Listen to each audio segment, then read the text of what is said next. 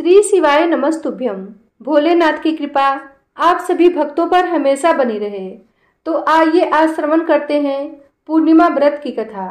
सभी सुभागिन महिलाओं को अपने जीवन काल में 32 पूर्णिमा का व्रत अवश्य करना चाहिए। इसको करने से अटल सुहाग मिलता है तथा दीर्घायु पुत्र की प्राप्ति होती है। तो आइए श्रवण करते हैं कथा। तो एक बार प्रेम से बोलिए शंकर भगवान की जय हो, कृष्ण भगवान की जय हो। द्वापर युग में एक समय की बात है कि यशोदा जी ने कृष्ण से कहा कि हे कृष्ण, तुम सारे संसार के उत्पन्न करता, पोषण तथा उसके संहार करता हो। आज कोई ऐसा व्रत मुझसे कहो जिसके करने से मृत्यु लोक में स्त्रियों को विधवा होने का भय न रहे तथा यह व्रत सभी मनुष्यों की मनोकामनाएं पूर्ण करने वाला हो। श्री कृष्ण कहने लगी कि हे माता, तुमने अति सुंदर प्रश्न किया है। मैं तुमसे ऐसे ही व्रत को सविस्तार कहता हूँ। सौभाग्य की प्राप्ति के लिए स्त्रियों को द्वात्रिंशत् अर्थात 32 पूर्णिमाओं का व्रत करना चाहिए। इस व्रत के करने से स्त्रियों को सौभाग्य संपत्ति मिलती है। यह व्रत अचल सौभाग्य को देने वाला एवं भगवान शंकर के प्रति मनुष्य मात्र की भक्ति को बढ़ाने वाला है। यशोदा जी कहने लगी कि हे कृष्ण, सर्वप्रथम इस व्रत को मृत्यु लोक में किसने किया था, इसके विषय में विस्तार पूर्वक मुझसे कहो। श्री कृष्ण जी कहने लगे कि इस भूमंडल पर एक अत्यंत प्रसिद्ध राजा चंद्रहास से पालित अनेक प्रकार के रत्नों से परिपूर्ण कातिका नाम की एक नगरी थी। वहां पर धनेश्वर नाम का एक ब्राह्मण था और उसकी स्त्री अति सुशील रूपवती थी। दोनों ही उस नगरी में बड़े प्रेम के साथ रहते थे। घर में अन्न, धन, धान्य आदि की कमी नहीं थी। उनको एक बड़ा दुख था कि उनके कोई संतान नहीं थी। इस दुख से वह अत्यंत दुखी रहते थे। एक समय एक बड़ा तपस्वी योगी उस नगरी में आ गया। वह योगी उस ब्राह्मण के घर को छोड़कर अन्य सब घरों से भिक्षा लाकर भोजन किया करता था। रूपवती से वह भिक्षा नहीं लिया करता था। उस योगी ने एक दिन रूपवती से भिक्षा न लेकर किसी अन्य घर से भिक्षा लेकर गंगा किनारे जाकर भिक्षान्न को प्रेम पूर्वक खा रहा था कि धनेश्वर ने योगी का यह सब कार्य किसी प्रकार से देख लिया। अपने भिक्षा के अनादर से दुखी होकर धनेश्वर योगी से बोला, महात्मन, आप सब घरों से भिक्षा लेते हैं परंतु मेरे घर की भिक्षा कभी भी नहीं लेते, इसका क्या कारण है? योगी कहने लगा कि निपुत्री के घर की भीख पतितों के अन्न के तुल्य नहीं होती और जो पतितों का अन्न खाता है वह भी पतित हो जाता है। चूंकि तुम निपुते हो अतः पतित हो जाने के भय से मैं तुम्हारे घर की भिक्षा नहीं लेता हूँ। धनेश्वर यह बात सुनकर अपने मन में बहुत दुखी हुआ और हाथ जोड़कर योगी के पैरों में गिर पड़ा तथा आर्त भाव से कहने लगा कि हे महाराज, यदि ऐसा है तो आप मुझको पुत्र प्राप्ति का उपाय बताइए।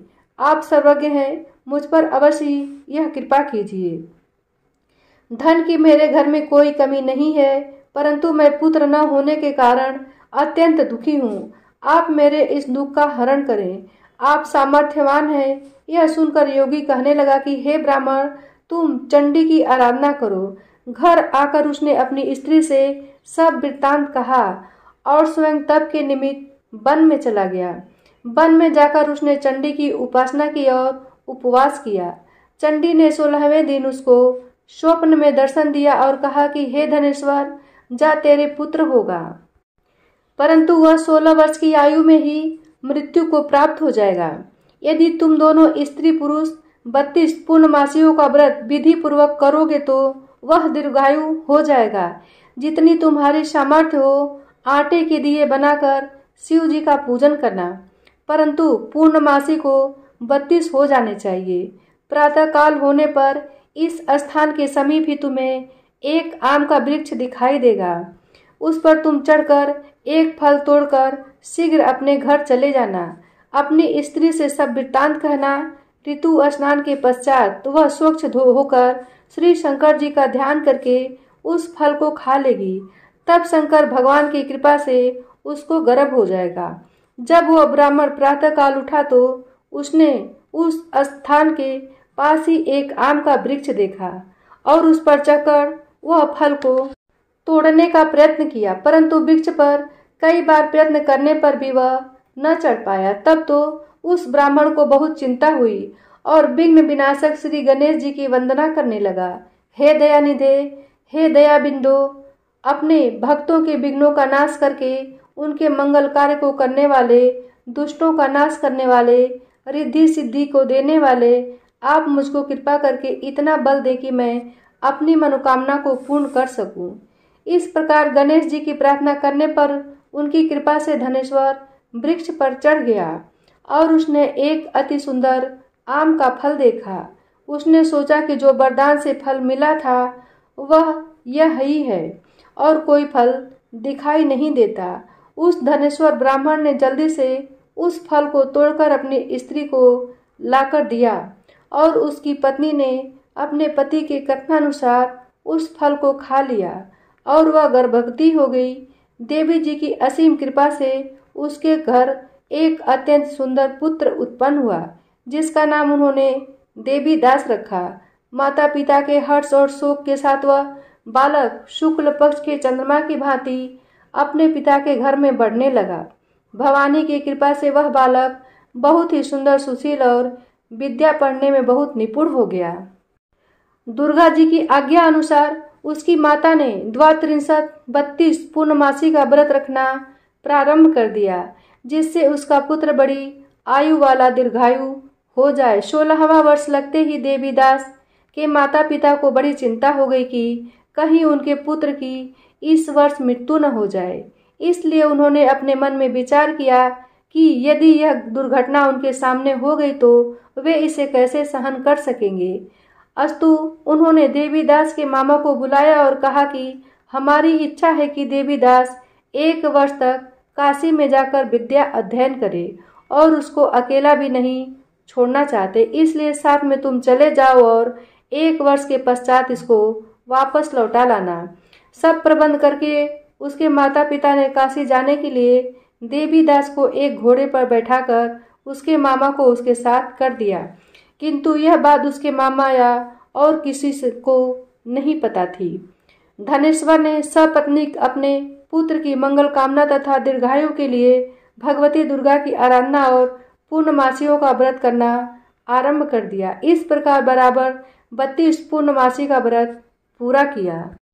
कुछ समय पश्चात एक दिन वह दोनों मामा और भांजा मार्ग में रात्रि बिताने के लिए किसी ग्राम में ठहरे हुए थे।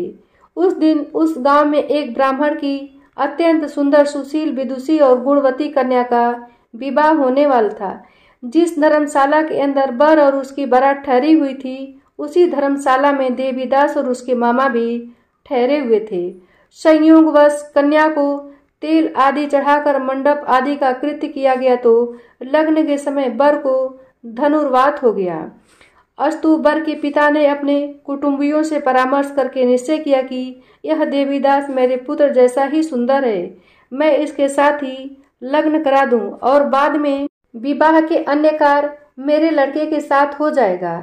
ऐसा सोचकर वह देवीदास के मामा से जाकर बोला कि तुम थोड़ी देर के लिए अपने भांजे को हमें दे दो, जिससे विवाह व लग्न का सब कृत्य सुचारू रूप से हो सके। तब उसका मामा कहने लगा कि जो कुछ भी मधुपर्क आदि कन्यादान के समय वर को मिले वह सब हमें दे दिया जाए, तो मेरा भांजा इस बारात का दूल्हा बन जाएगा। यह बात वर के पिता के ने स्वीकार कर लेने पर उसके अपना भांजा वर करने को भेज दिया और उसके साथ सब विवाह कार्य रात्रि में विधि पूर्वक संपन्न हो गया। पत्नी के साथ वह भोजन न कर सका और अपने मन में सोचने लगा कि न जाने यह किसकी स्त्री होगी। वह एकांत में इसी सोच में गरम निःश्वास छोड़ने लगा तथा उसकी आंखों में आंसू भी आ गए। तब वधू ने पूछा कि क्या बात है, आप इतने उदासीन व दुखी क्यों हो रहे हैं। तब उसने सब बातें जो वर के पिता व उसके मामा में हुई थी उसको बतला दी। तब कन्या कहने लगी कि यह ब्रह्म विवाह के विपरीत कैसे हो सकता है। देव, ब्राह्मण और अग्नि के सामने मैंने आपको ही अपना पति बनाया है, इसलिए आप ही मेरे पति हैं। मैं आपकी ही पत्नी रहूंगी, किसी अन्य की कदापि नहीं। तब देवीदास ने कहा, ऐसा मत करिए, क्योंकि मेरी आयु बहुत थोड़ी है। मेरे पश्चात आपकी क्या गति होगी, इन बातों को अच्छी तरह विचार कर लो। परंतु वह दृढ़ विचार वाली स्त्री बोली कि जो आपकी गति होगी वही मेरी होगी। हे स्वामी, आप उठिए और भोजन करिए। आप निश्चय ही भूखे होंगे। इसके बाद देवीदास और उसकी पत्नी दोनों ने भोजन किया तथा शेष रात्रि भी वे सोते रहे। प्रातःकाल 4 बजे देवीदास ने भी पत्नी को 3 नगों से जड़ी हुई एक अंगूठी दी, एक रुमाल दिया और बोला कि हे प्रिय, इसे लो और संकेत समझकर स्थिर चित्त हो जाओ। मेरा मरण और जीवन जानने के लिए एक पुष्प वाटिका बना लो। उसमें सुगंधी वाली एक नवमल्लिका लगा दो। उसको प्रतिदिन जल से सींचा करो और आनंद के साथ खेलो कूदो तथा उत्सव मनाओ। जिस समय और जिस दिन मेरा प्राणांत होगा ये फूल सूख जाएंगे और जब ये फिर हरे हो जाएं तो जान लेना कि मैं जीवित हूँ। यह बात निश्चय करके समझ लेना, इसमें कोई संशय नहीं है। यह समझाकर वह चला गया। प्रातः काल होते ही वहां पर बाजे गाजे बजने लगे और जिस समय विवाह के कार्य समाप्त करने के लिए वर तथा सब बाराती मंडप में आए तो कन्या ने वर को भली प्रकार से देखकर अपने पिता से कहा कि यह मेरा पति नहीं है। मेरा पति वही है जिसके साथ रात्रि में मेरा पाणी ग्रहण हुआ था। इसके साथ मेरा विवाह नहीं हुआ है। यदि वह वही है तो बताए कि मैंने इसको क्या दिया। मधुपर्क और कन्यादान के समय जो मैंने भूषण आदि दिए थे उन्हें दिखाए तथा रात्रि में मैंने क्या गुप्त बातें की थी वह सब सुनाए। पिता ने उसके कथनानुसार वर को बुलवाया। कन्या की यह बातें सुनकर वह कहने लगा कि मैं कुछ नहीं जानता। इसके पश्चात लज्जित होकर वह अपना सा मुंह लेकर चला गया और सारी बारात भी अपमानित होकर वहां से लौट गई। भगवान श्री कृष्ण बोले कि हे माता, इस प्रकार देवीदास काशी विद्या अध्ययन के लिए चला गया। जब कुछ समय बीत गया तो काल से प्रेरित होकर एक सर्प रात्रि के समय उसको डसने के लिए वहां पर आया।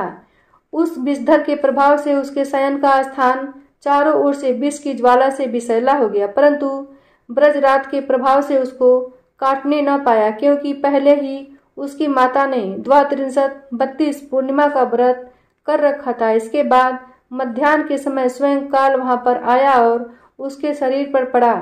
भगवान की कृपा से उसी समय पार्वती जी के साथ श्री शंकर जी वहां पर आ गए।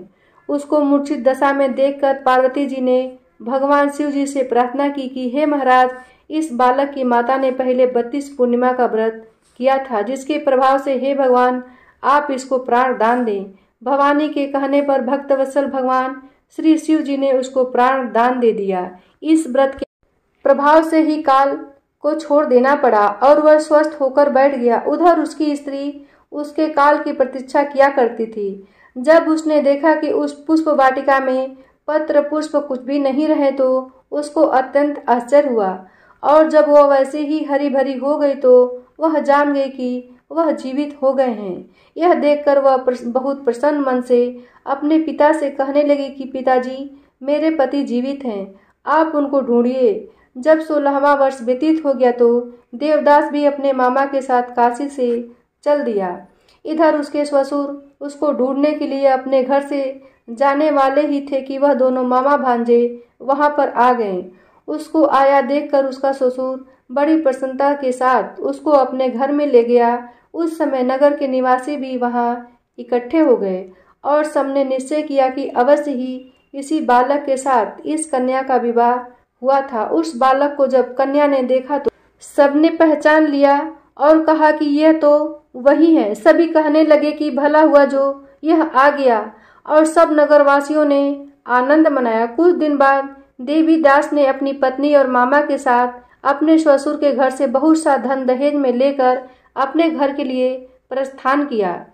जब वह अपने गांव के निकट आ गया तो कई लोगों ने उसको देखकर उसके माता पिता को पहले ही जाकर खबर दे दी कि तुम्हारा पुत्र देवीदास अपनी पत्नी और मामा के सहित आ रहा है।